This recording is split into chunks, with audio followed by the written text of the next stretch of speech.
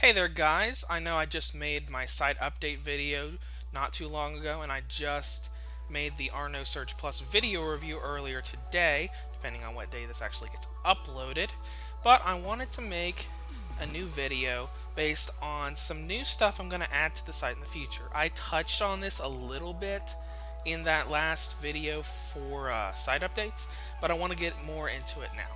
So let me get started here. What? No, this is not the special Mew video. No, I don't know if you're gonna get a new Mega Form. It's in Pokemon Sun and Moon. No, this is not. Sorry about that. So we're gonna talk about some new stuff that's coming to the site. What? Thought this? You guys thought this was going to be a Pokemon video too? This is not a Pokemon video. I'm not going to talk about Pokemon Sun and Moon yet, and I don't know if there's going to be a Mega Form of Mew. I hope there will be, because Mew's my favorite Pokemon, but on to site stuff. So we have a little schedule that we want to talk about. In the last site updates video, I mentioned retro hardware reviews. I originally did a retro hardware review with this that I've got right here, Sega Game Gear. I am still set on collecting a lot of games for it because, well, I'm a handheld nut. So, I said that every month I was going to do a retro handheld review. And I do have a retro handheld review coming in the next week or so. But to do these, I have to have a lot of handhelds to do. Since I grew up in the NES era, I still have a lot of handheld hardware that I got back in the day when they first came out. What can I do a review on? Okay, we got a brick Game Boy, a Game Boy Color. What else we got over here? Got a Game Boy Advance SP, nice little clamshell design with the backlit screen. We've got an original Nintendo DS. Hey, it's got power.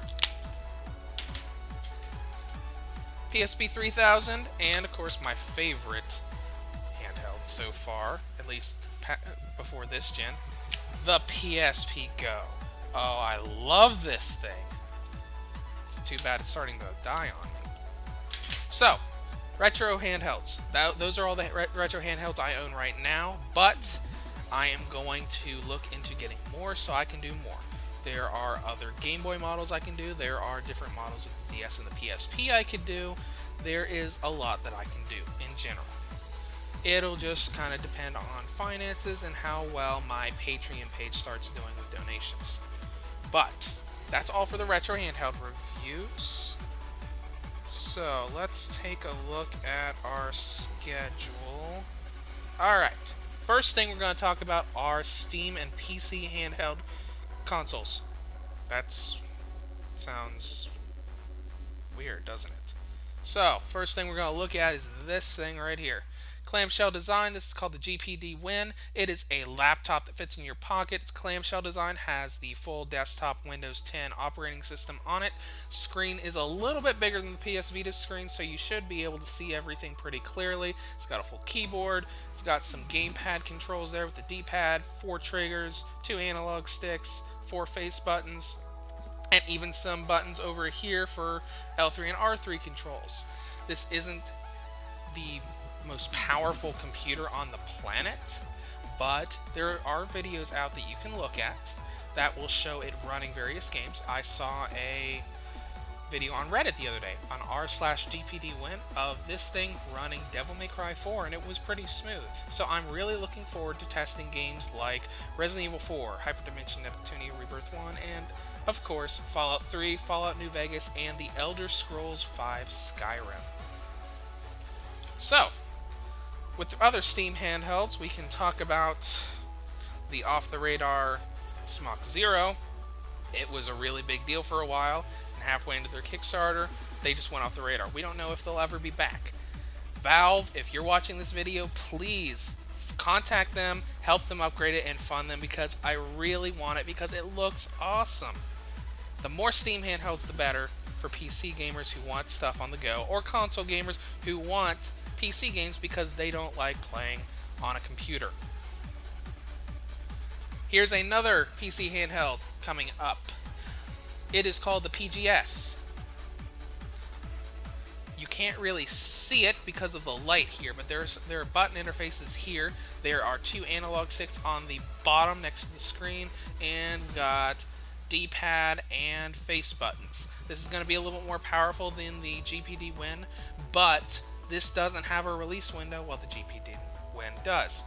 I can guarantee you that I will have a hardware review on the GPD Win as soon as possible, because I've already donated enough to their Indiegogo campaign to guarantee myself one copy of the hardware for early access before the general public gets it.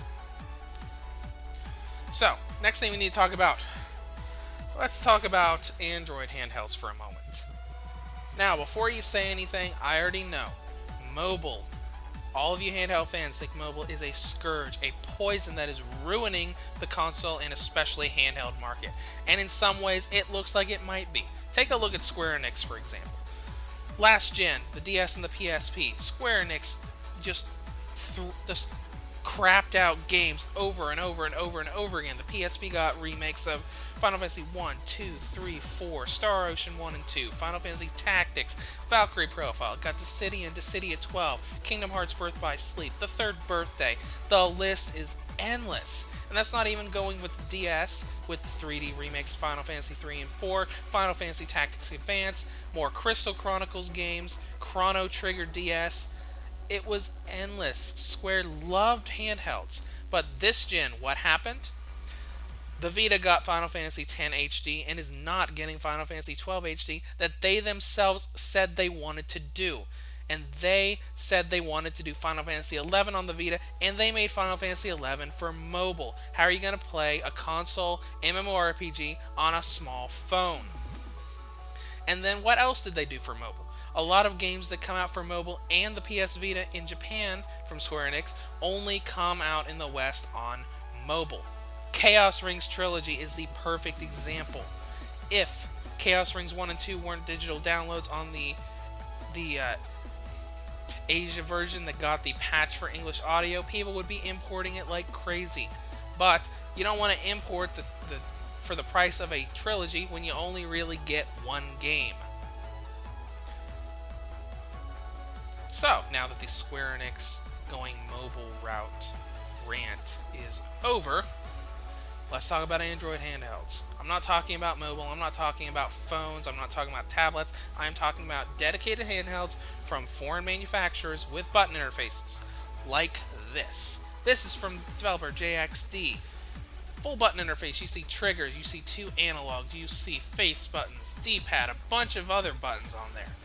We are thinking about, well, I am thinking about, because I'm the only one who runs the site, I am thinking about Android handheld hardware reviews on specifically a handheld perspective. I am not doing mobile.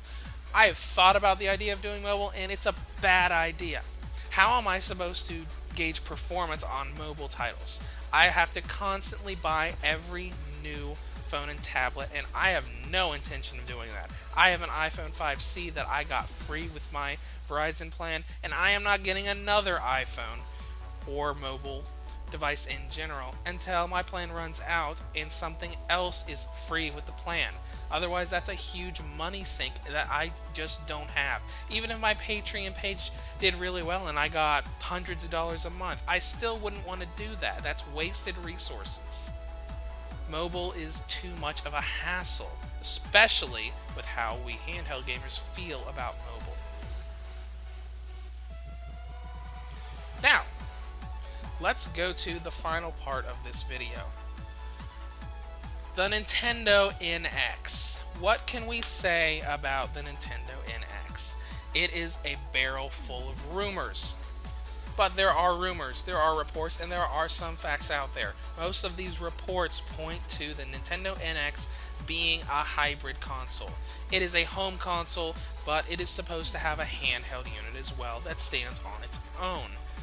Imagine remote play for the PS Vita with PS4, except instead of streaming from your PS4, you can download the game to your PS Vita, walk out the door, no internet connection required to play the games. That is the general idea most of the internet has about the NX. If this is true, this will be a big direction for the site with Nintendo handheld reviews. Because, let's be honest, the PS Vita is probably not going to get a successor. Sony has already come out and said this. And the 3DS and the 2DS have been around for a long time, so once the NX handheld comes out, how long is Nintendo going to keep supporting the Nintendo 3DS? Sure, they said they're going to do it, but are they going to keep supporting it with first-party titles, or are they going to do like the DS did, where the Nintendo DS got Lego titles, and that was about it forever after the 3DS was out? The NX is the future for handheld reviews if it has a handheld unit. Now, this does entail that the NX's handheld unit probably isn't going to play every single NX game. The NX is most likely going to be more powerful than the Wii U, and it's just not plausible to think that the handheld unit is going to be just as powerful as the console unit. I expect it to be about the same specs as the PlayStation Vita is now, based on their past with handheld generations. The Nintendo DS was inferior to the PSP, and the Nintendo 3DS is a little bit more powerful than the PSP. Given that pattern, I'm assuming that the NX's handheld unit is going to be about as powerful as the PlayStation Vita. Now, if the rumors are not true and the NX does not have a handheld unit, there are other rumors and reports pointing that Nintendo is working on a new handheld. Whether that handheld is the NX handheld unit or something completely different, the Nintendo handheld world will continue to live on. Now, regarding games for the NX, as I said before, there's no way that the handheld unit is going to be as powerful as a console unit, so there's probably going to be a great deal of console-exclusive NX games. That doesn't mean everything is going to be console-exclusive, so there will be handheld games for me to review, and this could lead to a new generation of handheld gaming. This could lead to more Nintendo Wii titles. We could start seeing The Legend of Zelda Twilight Princess on a handheld. We could see Resident Evil 0 and Resident Evil Remake on a handheld. Or we could even start going into the Wii U territory. We could get a new Mario Kart that plays like Mario Kart 8. We could get Xenoblade X on a handheld, depending on how it goes. That would be a big deal, especially with how disappointed I was with Xenoblade Chronicles 3D. It looked like a low-tier PSP game. It ran, but I wasn't all that impressed with how it ran. The NX's handheld could change this, depending on how it goes. Now, that's about all I wanted to talk about. I just wanted to say a few things that I'm planning on doing with the site. Granted, the retro handhelds are definitely being done. The GPD Win is definitely being done. That is all paid for already. But all of the other stuff will depend on finances for the most part. Because I have told people this before, but everything I do with the site comes out of my own pocket. My savings for bills, for personal spending, that's where the site money comes from. For the several $100s I spend each year keeping the domain and the site online and there. The games that I buy for followers who ask me about PlayStation TV compatibility, the capture software, spare PlayStation TV units, everything I do for the site that costs money comes out of my own pocket. So if the Patreon page does really well, then I'll probably be able to get on this stuff really soon. If not, then I'm going to have to wait until this job that I'm going to be hoping to go into next week or the week after and save up money to be able to do that. Which could take months, I don't know. But it all depends on that. I do want to do all of this, so you can look forward to this content, and you are free to list any comments you have about these content ideas below.